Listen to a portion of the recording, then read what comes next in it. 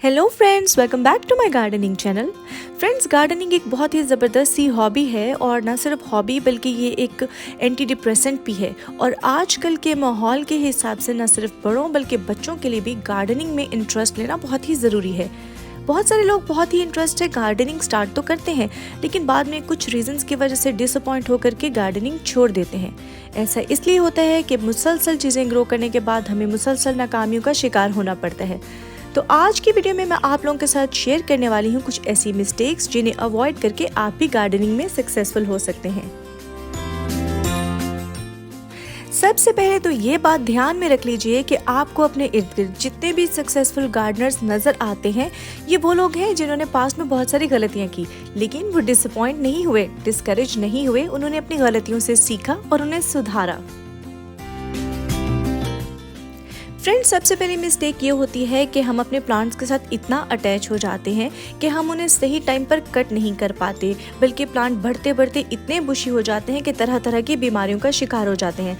आपको पॉजिटिव रहने की ज़रूरत है और आपको कॉन्फिडेंट रहने की ज़रूरत है और राइट टाइम पे राइट एक्शंस लीजिए। दूसरे नंबर पर गलती होती है कि सीड्स को जब हम गलत तरह से ग्रो करते हैं। सीड्स के लिए जनरली रूल ये होता है कि आपके सीड की जितनी थिकनेस है उससे डबल आप उसको सो करते हैं। अगर सीड्स बारीक है तो उसको बस बारीक सी लेयर को स्प्रिंकल कर दीजिए और हल्की सी मिट्टी की लेयर से कवर कर दीजिए। जर्मिनेशन के प्रोसेस के दौरान सॉइल को नम रखिए, ना ही ओवर वाटर करिए और ना ही अंडर वाटरिंग करिए। अगर आपने सीड्स को इंडोर ग्रो किया हुआ है तो हार्डनिंग का प्रोसेस बहुत इंपॉर्टेंट है। इससे पहले कि आप अपने प्लांट्स को ट्रांसप्लांट करें और प्लांट ट्रांसप्लांटेशन शॉप में जाए, उसे हार्ड इनफ होना चाहिए। हार्डनिंग के प्रोसेस में हम सीडलिंग्स को पहले दिन 1 घंटे के लिए धूप दिखाते हैं और अगले 2 दिन 2-2 घंटे के लिए धूप दिखाते हैं, और इसी तरीके से 1 वीक तक आप मुसलसल पौधों को अंदर और बाहर रखते रहते हैं ताकि प्लांट जो है वो स्ट्रॉन्ग बन सकें। अगर आप 100% ऑर्गेनिक गार्डनिंग करना चाहते हैं तो दोस्त कीड़ों के बारे में भी जान लीजिए। हनी बीज, लेडी बग्स, बटरफ्लाइज, ये सब वो पॉलिनेटर्स हैं जो जब हमारे लॉन में आते हैं तो हमारे जो फ्रूटिंग वाले प्लांट्स हैं उनके फ्लावर्स को फ्रूट के डेवलप करने में हेल्प करते हैं। क्या आपको पता है कि लेडी बर्ड और बीटल्स जो हैं ये पेस्ट ईटिंग इंसेक्ट्स हैं? जब ये पेस्ट आपके प्लांट्स को अटैक करते हैं तो अगर आपके लॉन में लेडी बग्स और बीटल्स होते हैं तो वो उन्हें खा जाते हैं। इस तरह आपकी क्रॉप जो है वो तबाह होने से बच जाती है। लेकिन जब हम केमिकल का इस्तेमाल करते हैं तो हर तरह के कीड़े हमारे लॉन और गार्डन से ख़त्म हो जाते हैं। इस तरह वक्ती तौर पर तो आपको फ़ायदा होता है, लेकिन उसके बाद ज़्यादा ही स्ट्रेंथ के साथ जो है इस तरह के पेस्ट अटैक करते हैं। एक और मिस्टेक जो न्यूबी गार्डनर्स करते हैं वो होता है कि सीडलिंग्स को ओवर क्राउड करना। एक सीडलिंग से दूसरे सीडलिंग के दरमियान मुनासिब फासला बहुत ही ज़रूरी है। इससे फ्रूटिंग हेल्दी मिलती है और इसके अलावा बहुत सारी बीमारियों से भी बचे रहते हैं प्लांट्स। कभी कभी हमारे लगाए हुए पौधों के दरमियान कुछ खुद से ही पौधे उगने लगते हैं।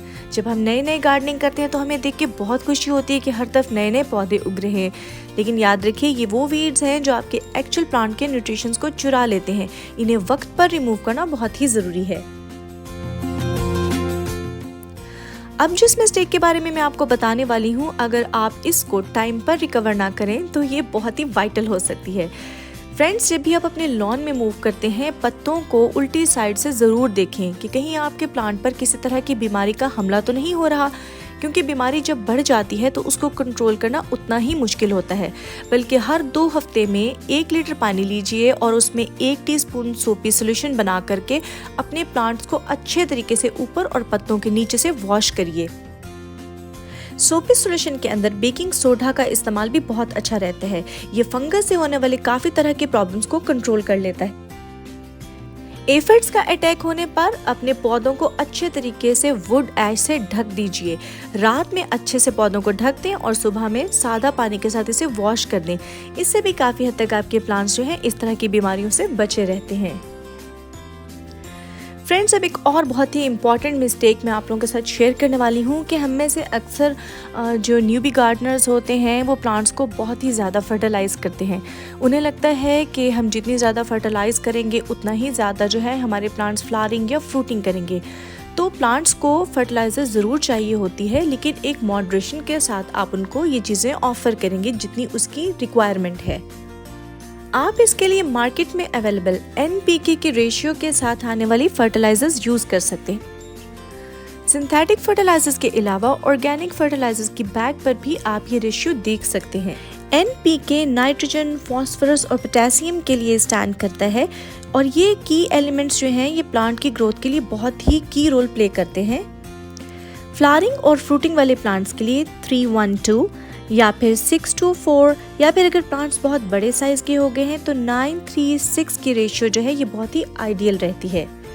NPK माइक्रोन्यूट्रिएंट्स होते हैं, लेकिन इसके अलावा प्लांट को बहुत सारे मैक्रोन्यूट्रिएंट्स यानी कि जिंक, आयरन, बोरॉन, कैल्शियम की भी ज़रूरत होती है, लेकिन मैक्रोन्यूट्रिएंट्स जो हैं ये बहुत ही कम क्वांटिटी में प्लांट को चाहिए होते हैं।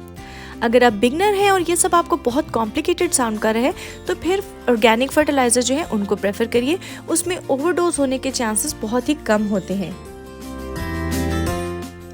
और अब बात करते हैं वाटरिंग की। वाटरिंग करना प्लांट्स के लिए बहुत ही ज़रूरी है, लेकिन हमेशा याद रखिए कि प्लांट को ना तो आपने ओवर वाटर करना है ना ही अंडर वाटर करना है। इनफैक्ट हर प्लांट की वाटर रिक्वायरमेंट बिल्कुल ही एक दूसरे से डिफरेंट होती है। प्लांट्स को पानी देने से पहले इनकी सॉइल को चेक करना बहुत ही ज़रूरी है। ऊपर की सतह 1 से 2 इंच तक ड्राई होने पर ही आप अपने प्लांट्स को पानी देंगे। अंडर वाटरिंग होने की सूरत में प्लांट्स जो है वो न्यूट्रिशंस को इनटेक नहीं कर पाएंगे, लेकिन ओवर वाटरिंग होने की सूरत में इनकी रूट्स जो है वो रॉट होने का खतरा रहता है। बाज़ दफ़ा हम इन सारी ही चीज़ों का ख्याल रखते हैं, लेकिन चूंकि हमने अपने प्लांट्स को सही जगह प्लेस नहीं किया होता और वो सही तरह से सनलाइट रिसीव नहीं कर रहे होते, इस वजह से फ्लावरिंग और फ्रूटिंग उस तरह से नहीं होती जैसी हम एक्सपेक्ट कर रहे होते हैं। फ्रूटिंग और फ्लावरिंग वाले प्लांट्स के लिए जनरल रूल ये होता है कि आप इसे किसी ऐसी जगह पर प्लेस करें जहां 6 से 8 घंटे की डायरेक्ट सनलाइट जो है वो प्लांट्स को मिले। कुछ प्लांट्स की सन रिक्वायरमेंट कम होती है, तो जब भी आप अपना किचन गार्डन सेट कर रहे हैं या इवन आप अपने ऑर्नामेंटल प्लांट्स रख रहे हैं तो मेक श्योर करें कि उनका अरेंजमेंट इस तरह से हो कि प्लांट की रिक्वायरमेंट के हिसाब से ही आप उन्हें प्लेस करें। दोस्तों, अगर आप किचन गार्डनिंग का प्लान कर रहे हैं तो याद रखिए कंटेनर साइज बहुत ही मैटर करता है। आप अपनी सब्जी की रिक्वायरमेंट के हिसाब से ही उसके लिए कंटेनर चूज करेंगे। कुछ ऐसी सब्जियां होती हैं जिनकी रूट्स शैलो होती हैं, उसके लिए आपको कम गहराई वाले गमले भी चल जाते हैं, लेकिन जैसे मूली, गाजर या रूट वाली सब्जियां होती हैं उसके लिए कोई ऐसा पॉट चुनिए जिसकी गहराई ज़्यादा हो। इसके अलावा गोभी के लिए या बहुत सारी और ऐसी सब्जियां हैं जिसके लिए हम मीडियम रेंज यानी 12 से 16 इंच का जो पॉट है या ग्रो बैग्स हैं वो भी चूज़ कर सकते हैं। अक्सर लोग टमाटर के पौधों को या हरी मिर्चों को, बैंगन को, शिमला मिर्च को बहुत ही छोटे छोटे पॉट्स में लगा देते हैं। प्लांट तो उसमें ग्रो कर जाता है लेकिन फ्रूट साइज़ बहुत ही छोटा रह जाता है और फिर हम तरह तरह के फर्टिलाइजर्स यूज़ करते हैं। हालांकि मेन रीज़न ये होता है कि प्लांट को इनफ सॉइल ही नहीं मिल रही होती और जो उसकी रूट्स हैं वो स्प्रेड ही नहीं हो पा रही होती, जिसकी वजह से उसका साइज़, जो उसके फ्रूट का साइज़ है, वो ग्रो नहीं कर पाता। ये कॉमन वेजिटेबल्स ना सिर्फ हम अपने घरों में बहुत ज़्यादा इस्तेमाल करते हैं बल्कि नए गार्डनर्स बहुत ही शौक से इसे ग्रो करते हैं। अगर आप इस पर अच्छा रिजल्ट चाहते हैं तो पॉट साइज़ का ख्याल रखें और 10 से 12 इंच के जो पॉट साइज़ होता है उसमें एक ही प्लांट लगाइए, ज़्यादा से प्लांट से मत भरिए। जहाँ पर इतनी सारी मिस्टेक्स की बात हो रही है तो यहाँ पर मैं आपको ये भी बताऊँ कि जो प्लांट हमारे जिस सीज़न के लिए होता है, अगर आपको 100% सक्सेस चाहिए तो उसे उस ही सीज़न में लगाएं। बाज़ दफ़ा हम एक सीज़न के प्लांट को दूसरे सीज़न में लगा देते हैं या फिर हम पुराने सीड्स इस्तेमाल करते हैं और हमें जर्मिनेशन रेट या फिर आगे फ्रूटिंग उस तरह से नहीं मिलती। तो आप अपने एरिया के हिसाब से गूगल कर सकते हैं कि कौन से सीड्स आपके एरिया में ग्रो करने के लिए सूटेबल हैं, तो आपको कभी भी डिसअपॉइंटमेंट नहीं होगी। तो फ्रेंड्स, ये तो थी वो मिस्टेक्स जो मैंने भी की और अब मैं इनसे काफ़ी हद तक सीख चुकी हूँ, बल्कि अभी भी सीख रही हूँ और आप लोगों के लिए भी होपफुली ये वाली वीडियो हेल्पफुल रही होगी, क्योंकि जब हम मिस्टेक्स को आइडेंटिफाई कर लेते हैं तो हम उन्हें सुधार भी लेते हैं और मेरे ख्याल में इन छोटी छोटी टिप्स एंड ट्रिक को फॉलो करके आप भी 100% सक्सेसफुल गार्डनर बन सकते हैं। तो फ्रेंड्स, अगर आपको मेरी आज की वीडियो अच्छी लगी है तो वीडियो को प्लीज़ लाइक कीजिएगा, चैनल को सब्सक्राइब करते हुए बेल आइकन दबाना बिल्कुल मत भूलिए ताकि आने वाली नई इन्फॉर्मेटिव वीडियोस आप तक इसी तरह पहुंचते रहें। आपसे मुलाकात होगी किसी नई वीडियो में किसी नए टॉपिक के साथ। Till then, happy gardening.